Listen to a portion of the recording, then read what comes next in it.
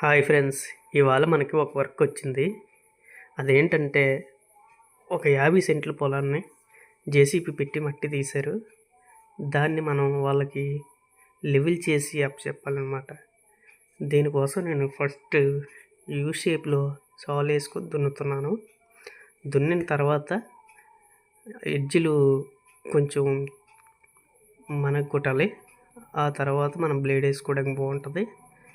దీనికోసం నేను ఫస్ట్ ఒక సాలుకు దున్నుతున్నాను. చాలకపోతే మళ్ళీ రెండో సాలుకు దున్నుకోవాలి. రెండో సాలుకు దున్నిన తర్వాత మొత్తం లెవెల్ చేసి అప్పచెప్పాలి.